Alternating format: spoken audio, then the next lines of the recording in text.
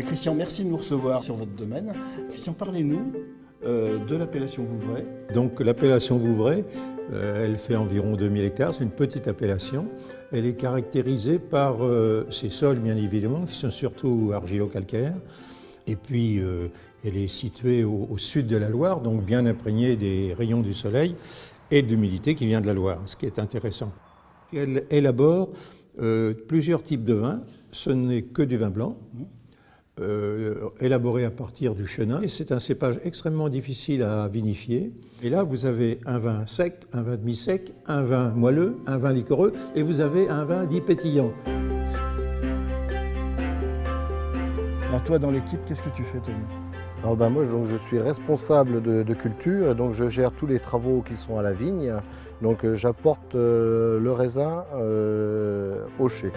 On est sur quel type de sous-sol? On est sur des sols où le tuffeau est très proche. C'est une roche donc, qui est justement poreuse et donc qui laisse passer l'eau. Sur la partie plus arrière du plateau, on va être sur des argiles beaucoup plus profonds, des sols beaucoup plus riches.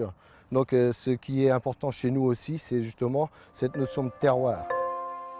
Donc sur l'appellation Vouvray, donc on est obligé de tailler les vignes de façon courte, donc en courson.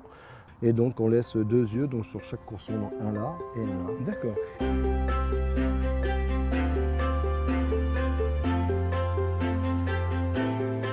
Donc Jérôme, tu nous as amené là, on est dans une antre, là, dis-moi.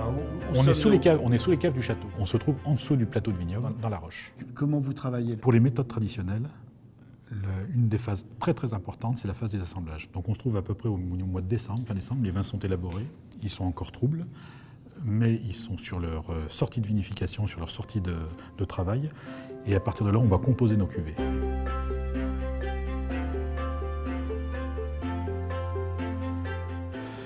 Donc là, l'assemblage est fait, la cuvée est prête. Donc là, l'assemblage est fait sur les différentes, à partir de différentes parcelles. D'accord. Donc là, en fait, on est sur un vin tranquille. On est sur un vin tranquille. Il est fini, et Il maintenant, est fini. tu vas le travailler. La cuvée est prête. Et puis après, on va faire donc la deuxième fermentation en bouteille. Donc on va faire l'opération de tirage avec un ajout de sucre et de levure. On va capsuler avec la capsule couronne métallique, une capsule provisoire, et on va laisser le vin en bouteille pour faire sa prise de mousse pendant au minimum 12 mois.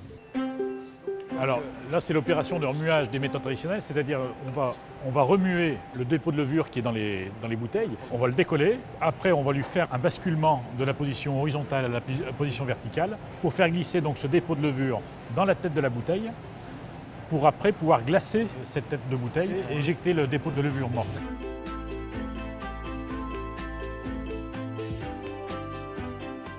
Donc maintenant, Jérôme, qu'est-ce que tu nous fais déguster? Alors, une de notre cuvée phare de Moncontour, qui est la cuvée prédilection.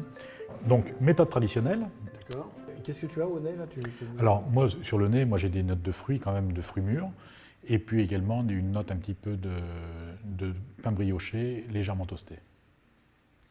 Alors, en bouche, on a quand même la présence, bien sûr, de l'effervescence dans un premier temps, une bulle relativement fine, une attaque un petit peu acidulée. Et puis après, on passe sur le fruit avec une bouche assez ample en milieu de bouche.